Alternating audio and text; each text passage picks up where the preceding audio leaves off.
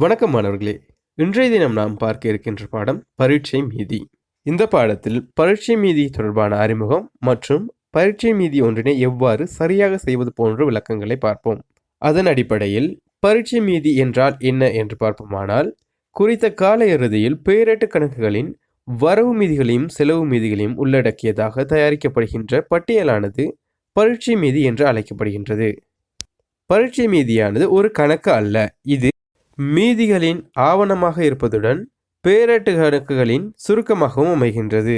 பொதுவாக சமமான பெருமானத்தில் இரட்டை பதிவுகள் பதியப்பட்டு கணக்குகள் சரியாக சமப்படுத்தப்பட்டிருக்குமாயின் அதன் வரவு மீதிகளின் கூட்டுத்தொகையும் செலவு மீதிகளின் கூட்டுத்தொகையும் சமமாக அமையும். இதற்கமைய பரீட்சை மீதியொன்றின் வரவு மீதியும் மற்றும் செலவு மீதியும் சமமாக காணப்படுமாயின் பின்வரும் 2 விடயங்கள் உறுதிப்படுத்தப்படும். அவையானவை: கணக்குகளின் வரவில் காணப்படும் பெறுமதியும் செலவில் காணப்படும் பெறுமதியும் சமனாக காணப்படும். கணக்குகள் சரியாக சமப்பட்டிருக்கும், எண்கணித ரீதியாக சரியான தன்மை காணப்படுகின்றது என்பது உறுதிப்படுத்தப்படும். மூல ஏடுகளின் கொடுக்கல் வாங்கல்களை பேரேடுகளுக்கு மாற்றுதல். நாம் அடுத்ததாக கொடுக்கல் வாங்கல்கள் மூல ஏடுகளில் பதிந்து அவை பேரேடுகளுக்கு மாற்றப்பட்ட முறையினையும் அப்பேரேட்டு கணக்குகளை சமப்படுத்தி பெற்றுக்கொள்ளப்பட்ட மீதிகளை கொண்டு பரீட்சை மீதி எவ்வாறு தயாரிப்பது என்பதனையும் கீழுள்ள உதாரணத்தின்படி பார்ப்போம். ஆகவே இதுவே கவிதா வணிகத்தினுடைய 2012 ஜனவரி மாதத்தில் இடம்பெற்ற கொடுக்கல் வாங்கல்கள் ஆகும்.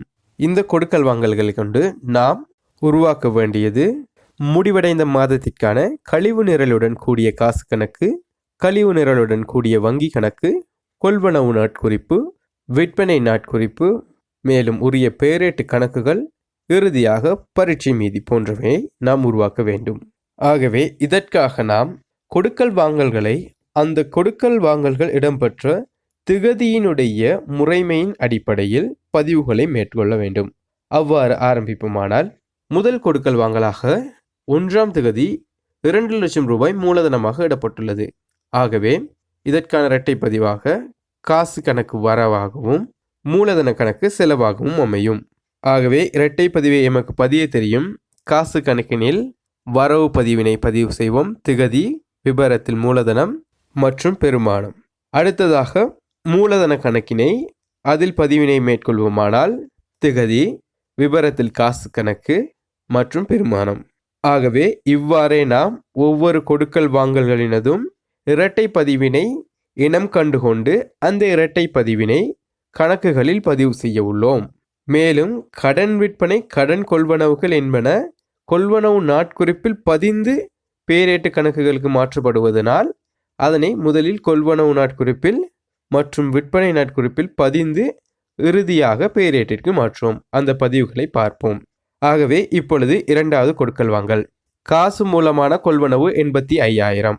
ஆகவே இதற்கான இரட்டை பதிவை நாம் சொல்லும் நேரத்திலேயே அதற்கான பதிவையும் மேற்கொள்வோம். கொள்வனவு கணக்கு வரவு 85,000, காசு கணக்கு செலவு 85,000. அடுத்த கொடுக்கல் வாங்கல், வங்கியில் ரூபாய் 20,000 இடப்பட்டு நடைமுறை கணக்கொன்று ஆரம்பிக்கப்பட்டது. ஆகவே இதற்கான இரட்டை பதிவு வங்கி கணக்கு வரவு 20,000, காசு கணக்கு செலவு 20,000. இதனைத் தொடர்ந்து அடுத்த பதிவு பெற்ற வங்கி கடன் 50,000. இதற்கான இரட்டை பதிவு காசு கணக்கு வரவு 50,000, பெற்ற வங்கி கடன் கணக்கு செலவு 50,000. அடுத்த கொடுக்கல் வாங்கல், காசு விற்பனை 1,50,000.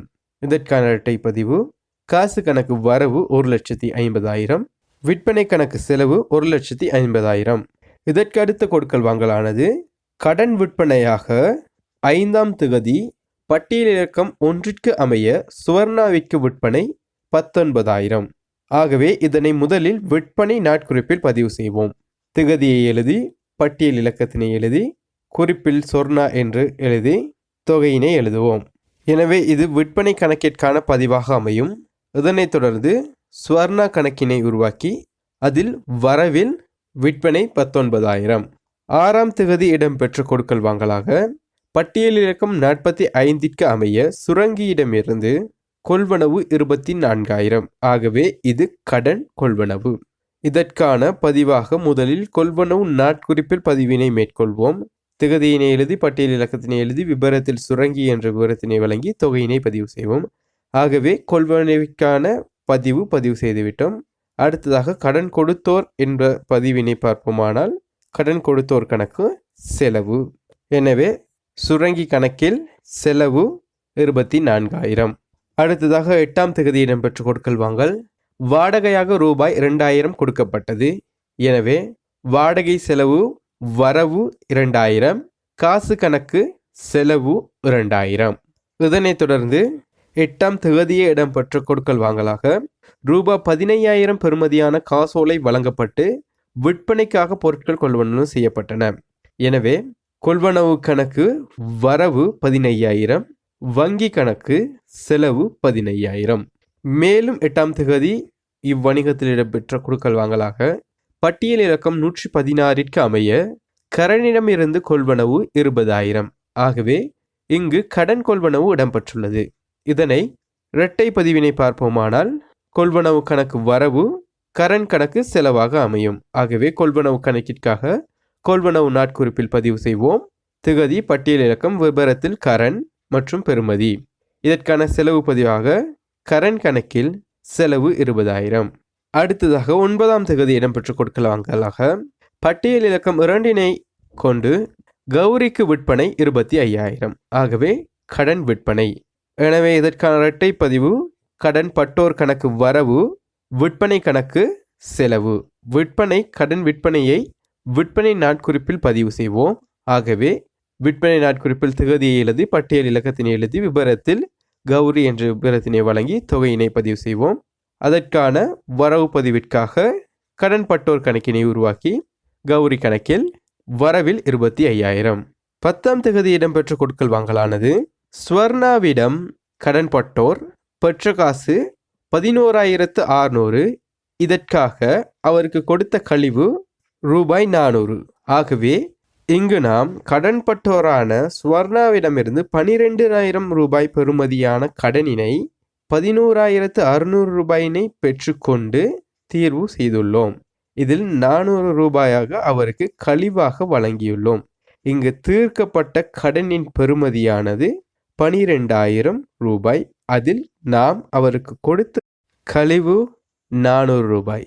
இதில் நாம் முதலாவதாக கடன் தீர்த்ததனை பதிவு செய்வோமானால் காசு கணக்கு வரவு 11,600, கடன் பட்டோரான சுவர்ணா கணக்கு செலவு 11,600.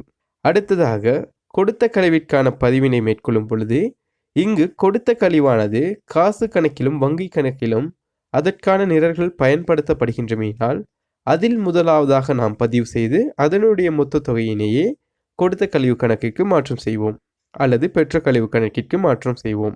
ஆகவே நாம் நேரடியாக கொடுத்த கழிவு கணக்கு வரவு எனும் பதிவினை காசு கணக்கில் கழிவு நிரலில் வரவு பதிவினை மேற்கொள்வோம். ஆகவே காசு கணக்கின் கழிவு நிரலில் வரவாக 400 மற்றும் ஸ்வர்ணாவினுடைய கணக்கில் செலவு 400. இதற்கான இரட்டை பதிவு கொடுத்த கழிவு வரவு கடன் பட்டோர் கணக்கு செலவு.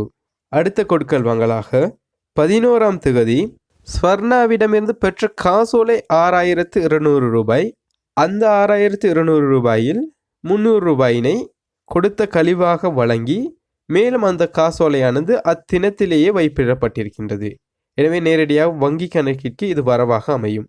எனவே இதற்கான இரட்டை பதிவு வங்கி கணக்கு வரவு கடன் பட்டோர் கணக்கு செலவாகவும் கொடுத்த கழிவுக்கான பதிவு கொடுத்த கழிவு வரவு கடன் பட்டோர் கணக்கு செலவாகவும் அமையும். நாம் இரண்டையும் வங்கி கணக்கில் செய்ய வேண்டியதாக காணப்படுகிறது. காரணம் வங்கி கணக்கில் கழிவு நிரலானது பேணப்படுகின்றமை. இதில் முதலில் காசோலை கொடுப்பனவு செய்தமைக்கான பதிவினை செய்வோமானால் வங்கி கணக்கு வரவு 6,200 ரூபாய், கடன் பட்டோரான சுவர்ணா கணக்கு செலவு 6,200 ரூபாய்.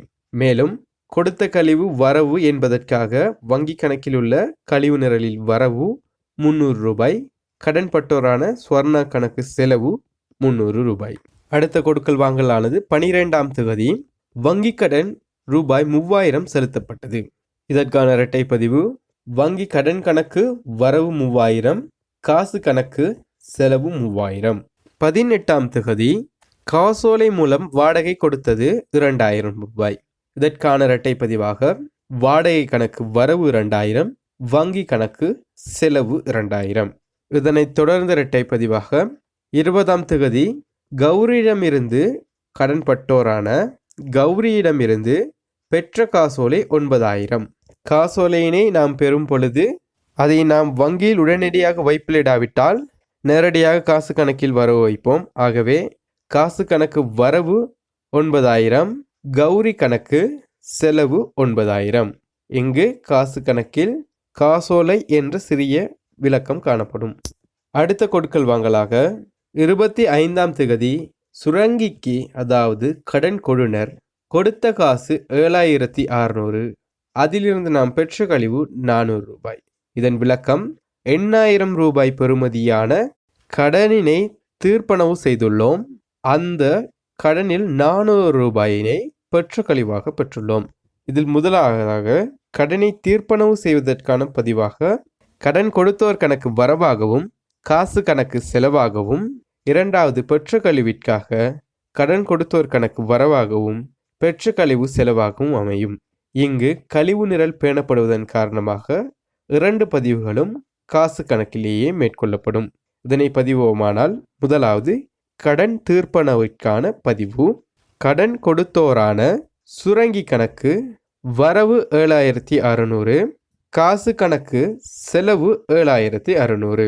அடுத்ததாக பெற்ற கழிவினை பதிவு செய்வோம். கடன் கொடுத்தோரான சுரங்கி கணக்கு வரவு 400, பெற்ற கழிவினை காசு நிரலில் செலவு 400. கடனிற்கு கடன் கொடுத்தோர் செலுத்த வேண்டிய 12000 ரூபாவானது 5% கழிவினிக்கு செலுத்தப்பட்டது. ஆகவே 12000 ரூபாவில் 5% கழிவாக நாம் பெற்றுள்ளோம். ஆகவே 12000ல் 5% என்பது 600 ரூபாய். எனவே பெற்ற கழிவு 600 ரூபாய். பெற்ற கழிவினை கழித்தால் 11400 ரூபாயினை நாம் கடன் கொடுத்தோரான கடனிற்கு வழங்கியிருப்போம். அதில் முதலாவதாக கொடுத்த கடனினை தீர்வு செய்வதற்கான பதிவினை பார்ப்போமானால் கடன் கொடுனரான கடன் கணக்கு வரவு 11400, காசு கணக்கு செலவு 11400. பெற்ற கழிவினை பதிவு செய்வோம். கடன் கொடுனர் கணக்கு அதாவது கடன் கணக்கு வரவு 600 ரூபாய். பெற்ற கழிவினை கழிவு நிரலில் பதிவு செய்வோம். பெற்ற கழிவு வரவு 600 ரூபாய். இறுதியான கொடுக்கல் வாங்கல் 20ஆம் தேதி பெற்ற காசோலையானது வைப்பில் இடப்படுகின்றது. எனவே இதற்கான இரட்டை பதிவாக வங்கி கணக்கு வரவு 9000, காசு கணக்கு செலவு 9000. இப்பொழுது அனைத்து கொடுக்கல் வாங்கல்களுடைய இரட்டை பதிவும் பூர்த்தியான பின் நாம் நாட்குறிப்புகளினுடைய கூட்டுத்தொகையினையும் கழிவு நிரல்களுடைய கூட்டுத்தொகையினையும் உரிய பேரேட்டு கணக்கிற்கு மாற்றுவோம். அவ்வாறு மாற்றுவோமானால் முதலில் கொள்வனவு நாட்குறிப்பினுடைய இறுதி மிகுதியாக 44000 ஆனது கொள்வனவு கணக்கிற்கு மாற்றப்பட்டது. எனவே கொள்வனவு கணக்கு வரவு 44000. விவரத்தில் கடன் கொடுத்தோர். அடுத்த நாட்குறிப்பானது விற்பனை நாட்குறிப்பு. எனவே அதனுடைய மொத்தம் 44000 விற்பனை கணக்கிற்கு மாற்றப்பட்டது. எனவே விற்பனை கணக்கு செலவு 44000. விபரம் கடன் பட்டோர். அடுத்ததாக கொடுத்த கழிவு கணக்கில் காசு கணக்கில் உள்ள கொடுத்த கழிவு நிரலிலிருந்து 400 ரூபாயும் கடன் பட்டோர் என்ற தலைப்பின் கீழ் வங்கி கணக்கில் இருந்து கடன் பட்டோராக கொடுத்த கழிவிற்காக மாற்றப்பட்ட கழிவு நிரலினுடைய கூட்டுத்தொகை 300 ரூபாய்.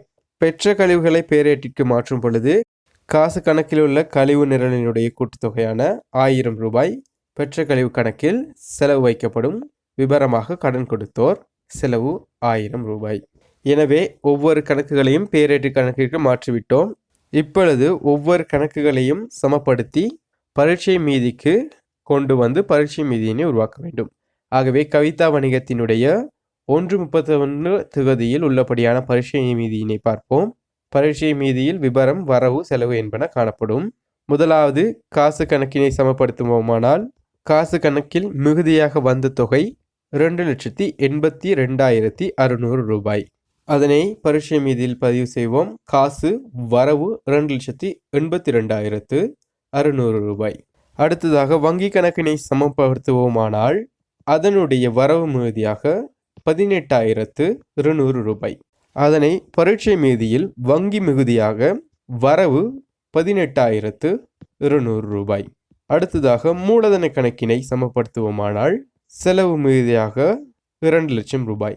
எனவே பரீட்சை மிகுதியில் மூலதனம் செலவு 200,000 ரூபாய். கொடுத்த கழிவில் வரவில் மிகுதி வந்தது 700 ரூபாய். அதனை பரீட்சை மீதியில் பதிவு செய்வோம்.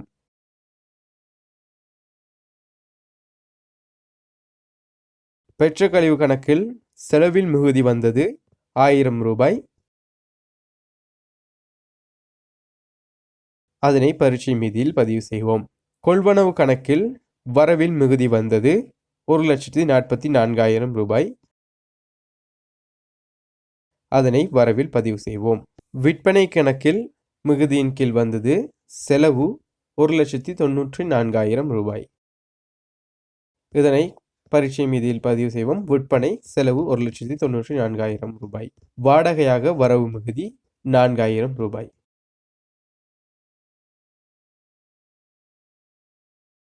அதனை பரீட்சை மீதியில் வாடகை 4,000 வரவு மிகுதி. கடன்பட்டோர் ஸ்வர்ணா வரவில் மிகுதி வருகின்றது 500 ரூபாய்.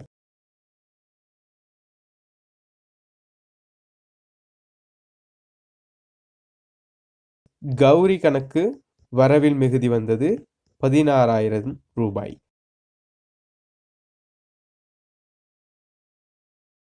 கடன் கொடுத்தோர் சுரங்கி செலவு மிகுதி 16,000 ரூபாய்.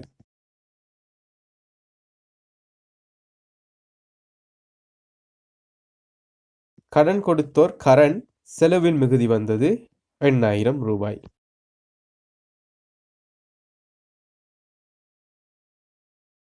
வங்கி கடன் செலவு மிகுதி 47,000 ரூபாய்.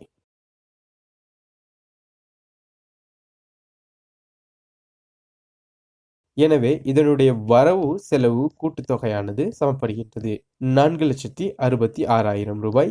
பரீட்சை மிகுதியானது சமப்படுகின்றது. ஆகவே மாணவர்களே, இவ்வாறே கொடுக்கல் வாங்கல்களை இரட்டை பதிவின் மூலம் சரியாக பதிவுகளை மேற்கொண்டு கணக்குகளை பேரட்டிற்கு மாற்றி அதனூடாக சரியான தெளிவான ஒரு பரீட்சை மீதியை உருவாக்குவது. எனவே தொடர்ந்து இவ்வாறான பயிற்சிகளில் ஈடுபடுங்கள். மேலும் இது போன்ற காணொளிகளையும் மேலும் பல பயன் தரும் விடயங்களையும் பெற்றுக்கொள்ள www.tamilcourses.com என்ற வலைதளத்திற்கு சென்று பல புதிய பயன்மிக்க தகவல்களையும் விளக்கங்களையும் பெற்றுக்கொள்ளுங்கள். நன்றி.